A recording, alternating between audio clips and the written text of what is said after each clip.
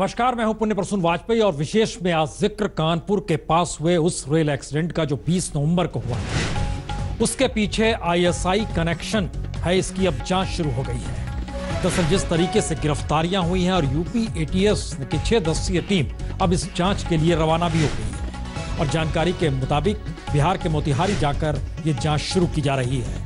दरअसल 14 डिब्बे पटरी से उतरे थे और उस वक्त जो रेल की पटरियां थी वो बिखरी हुई मिली थी और उसके बाद से ये शक किया जा रहा था कि कहीं इसके पीछे कोई छेड़छाड़ तो नहीं है। लेकिन अब जो जानकारी आ रही है उसमें इस बात का खुलासा हो रहा है कि दरअसल कानपुर रेल हादसे के पीछे आईएसआई कनेक्शन था और आईएसआई कनेक्शन के पीछे कहीं नेपाल से ये सारी स्थितियों को फॉलो किया गया था और उसके बाद इस तरह का एक्सीडेंट निकल कर आया था।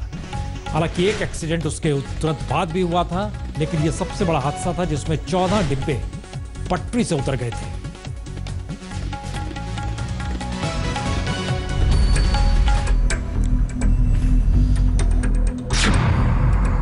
कानपुर हादसे के पीछे आईएसआई का हाथ। पाकिस्तान में रची गई साजिश।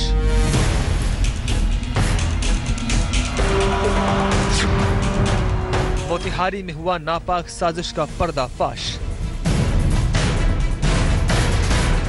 20 नवंबर को कानपुर के पुखराया में दिखा ये मौत का मंजर कोई हादसा नहीं बल्कि साजिश थी। साजिश भी छोटी मोटी नहीं बल्कि सीमा पार बैठी भारत की दुश्मन नंबर 1 आईएसआई की थी। बिहार की मोतिहारी पुलिस की थ्योरी तो यही कहती है। दरअसल रेल हादसे से जुड़े एक मामले की जांच कर रही पुलिस के हत्थे चढ़े कुछ संदिग्धों से जब पूछताछ शुरू हुई तो इनके तार दूर तक जुड़े दिखाई दिए। पुलिस के द्वारा 3 व्यक्ति उमाशंकर पटेल, मुकेश यादव और मोती पासवान को रक्सौल अनुमंडल के विभिन्न क्षेत्रों से गिरफ्तार किया गया है।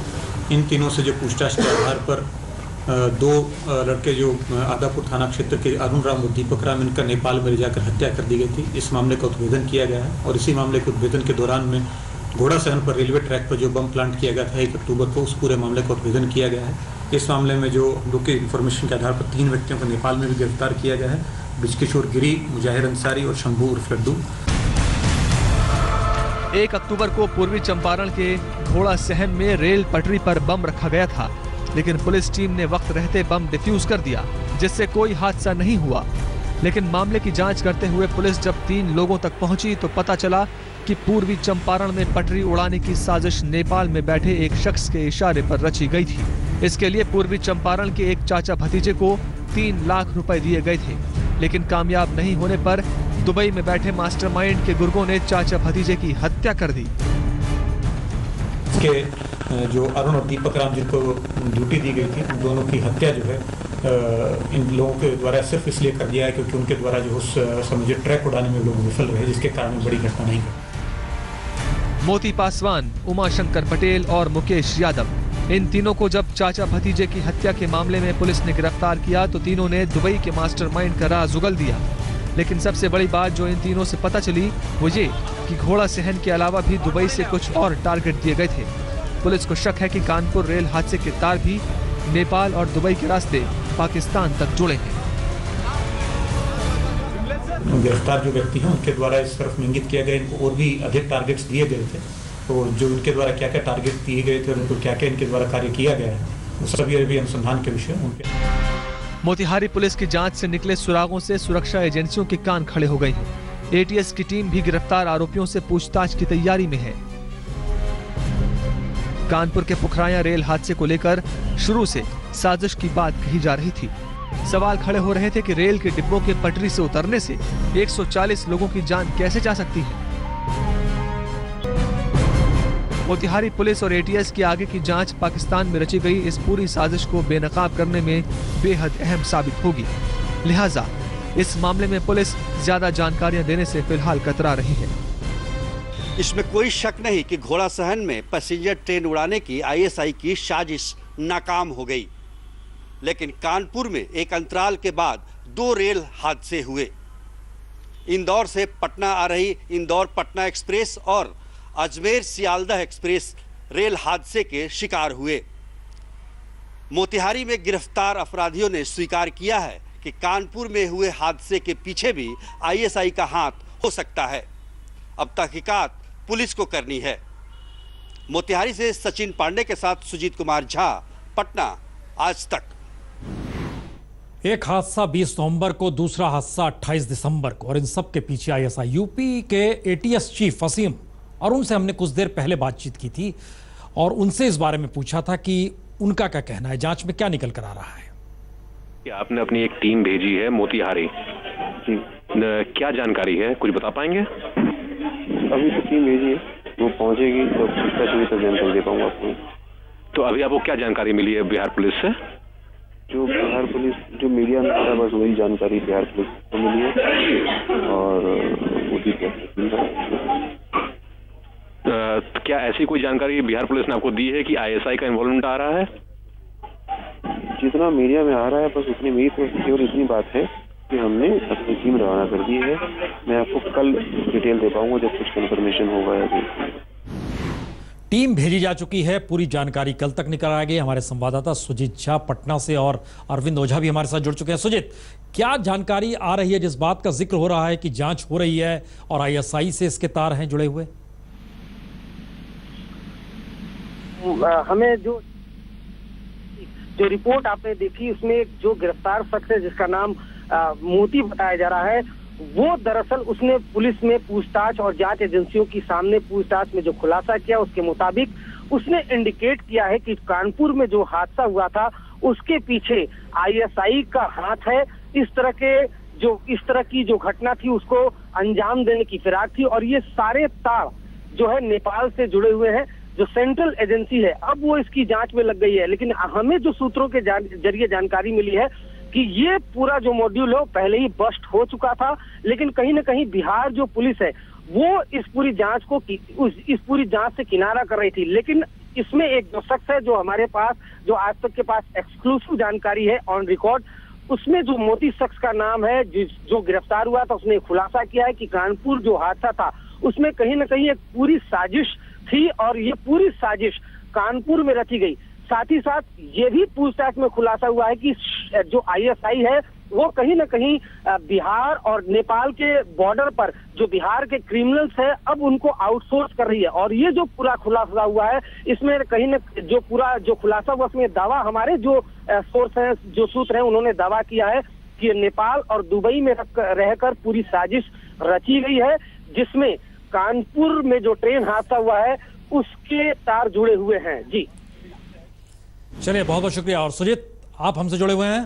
जी सुजीत, ये जो जांच का जिक्र हो रहा है कि मोतिहारी में पकड़े गए, उसके बाद अब बिहार पुलिस जांच करेगी, तो ऐसे में लग क्या रहा है क्या? क्योंकि एक हादसा 20 नवंबर को, दूसरा हादसा 28 दिसंबर को, एक महीने का अंतर दोनों में, तो जांच की पूरी प्रक्रिया होगी क्या?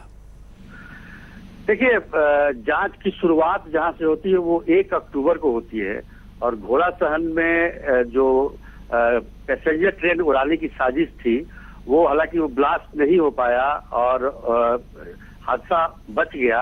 पुलिस ने समय रहते डिफ्यूज भी कर दिया उस बम को, लेकिन उसमें जो 2 शख्स थे, चाचा और भतीजा, दोनों इसमें नाकाम होने की वजह से उनकी हत्या कर दी गई। यहीं से सुराग मिला पुलिस को और पुलिस ने जांच आगे बढ़ाई तो पता चला इसके तार नेपाल से जुड़े हैं और नेपाल से भी फिर दुबई जाकर ये तार जुड़ते हैं। तो आईएसआई का इन्वॉल्वमेंट इसमें कहीं ना कहीं है।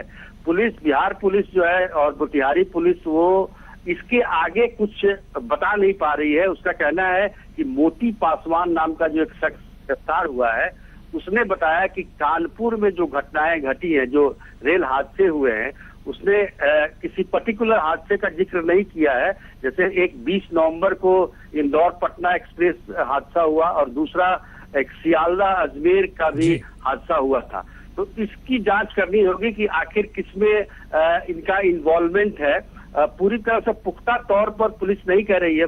यूपी की टीम आ रही है, एटीएस की टीम आ रही है और वो हो सकता है इस मामले को, क्योंकि वो जांच कर रहे हैं और ये माना जा रहा है कि सबोटाज था वो, खास तौर पर इंदौर पटना एक्सप्रेस का जो हादसा हुआ था।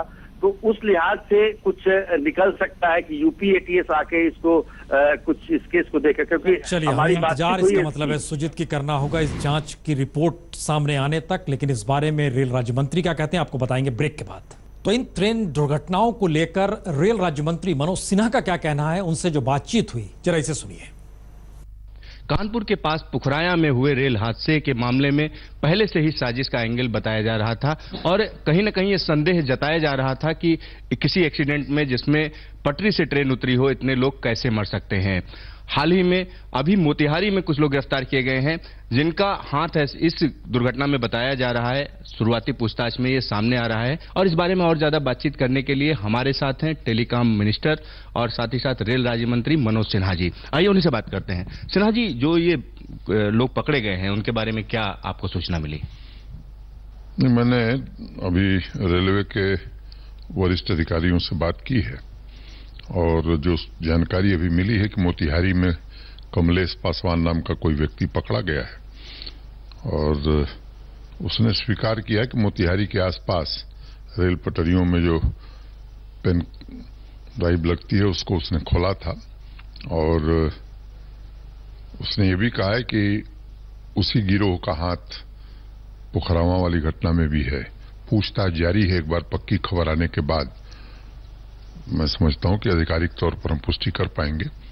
वहां वरिष्ठ अधिकारी पुलिस प्रशासन के और आईबी और इंटेलिजेंस के भी हैं। रेलवे की ओर से भी हमारा एक ऑफिसर वहां आरपीएफ का गया है। तो एक बार पक्की जानकारी मिले तो निश्चित रूप से आपको हम बताने की स्थिति में होंगे। कानपुर के पास में एक रेल पटरी काटने का भी एक घटना सामने आई थी जिसकी जांच सीबीआई को दी गई है। तो कहीं ना कहीं संदेह की स्थिति शुरुआत से थी। जिस तरह से फ्रैक्चर या पटरियों का हटाना या रेल काटने की वारदातें बढ़ी थी, एक संदेह स्वाभाविक रूप से हो रहा था और इसी के कारण सीबीआई को रेफरेंस दिया गया था जांच करने का। मुझे लगता है कि जांच में आगे और भी तथ्य सामने आएंगे तो एक बार पूरे तथ्य सामने आ जाए तो फिर इस पर चर्चा करनी पड़ेगी। तो एटीएस टीम की जांच और उसकी रिपोर्ट का इंतजार है, लेकिन फिलहाल विशेष में इतना ही। छोटा सा ब्रेक के बाद कुछ और खबरें।